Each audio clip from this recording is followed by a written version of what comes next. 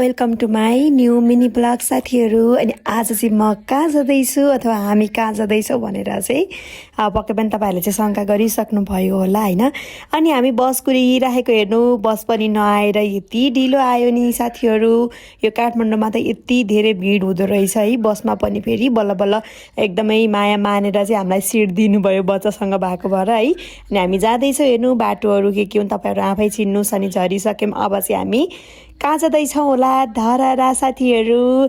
अनि यहाँ त कस्तो पानी उम्लिरहेछ क्या साथीहरू, के उम्लिरहेको यस्तो खोइ मलाई त थाहा भएन, तपाईँहरूलाई थाहा छ भने भन्नु होला है। अनि कति अग्लो रहेछ धरहरा हेर्नु त साथीहरू। अनि यो धरहरामा जाँदैछौँ है हामी। अनि यहाँ पनि लाइन साथीहरू, लाइन त जताततै त्यो टिकट काट्ने ठाउँमा नि त्यति नै लाइन, यो लिफ्टमा जाने भनेको लिफ्टमा त झन् यति धेरै लाइन। त्यसपछि साथीहरू हामी कसिएर हिँड्न थाल्यौँ हेर्नु। अनि बहिनीले चाहिँ छोरो बोकी अनि मैले घरिघरि लिएँ, धेरै जसो चाहिँ उसैले बोकी है बिचरा। अनि हामी चाहिँ 19 तल माथि चाहिँ जाँदैछौँ साथीहरू। यस्तो थकाइ लागेर त्यही माथि बाबुको खानेकुरा सबै कपडा सपडा बोकेर हिँड्नु पर्यो। बल्ल 11 तलमा आएको देखाएको छु मैले।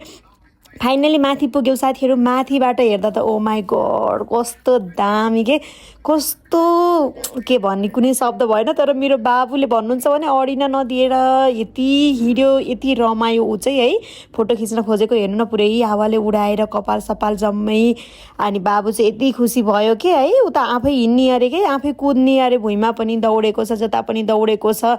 अनि अब चाहिँ उसलाई भोक लाग्ने बेला भयो क्या साथीहरू। अनि मैले चाहिँ घरबाटै खानेकुरो लिएर आएको थिएँ। अनि यसो बसेर चाहिँ बाबुलाई चाहिँ मैले खुवाइदिने, अनि खुवाइदिएँ। अनि त्यसपछि फेरि साथीहरू यहाँ चाहिँ काँक्रो देख्यौँ कि, अनि कस्तो गर्मी भएको। अनि हामीले चाहिँ काँक्रो पनि खान लाग्यौँ है। अनि काँक्रो खायौँ। अनि त्यसपछि फेरि अब बहिनीले मलाई कता कुदाउँदैछ त्यो तपाईँहरू नै जान्नुहोस् है, म चिन्दिनँ। काठमाडौँको ठाउँ मलाई केही थाहा छैन। अनि फेरि यी दुईजना चाहिँ अब टुई टुई हिँडिरहेको छन्, उनीहरूको पछि पछि लागिरहेको छु म चाहिँ है। अनि यहाँ कहाँ हो टिपटप जेरी, एकदम मिठो हुन्छ, फेमस जेरी भनेर अनि मलाई बहिनीले खुवाएको, यस्तो मिठो लाग्यो कि मलाई पनि है, कस्तो दामी रहेछ क्या है। अनि त्यसपछि चाहिँ हामी यो बसन्तपुर हो भन्ने जस्तो लाग्छ है, बसन्तपुरै होला यसको नाम चाहिँ। अनि यहाँ गएको त मेरो बाबु नै निदायो क्या साथीहरू, हेर्नु न हिँड्दा हिँड्दा निदायो बिचरा, कस्तो मजाले खेल्थ्यो होला यहाँ पनि है।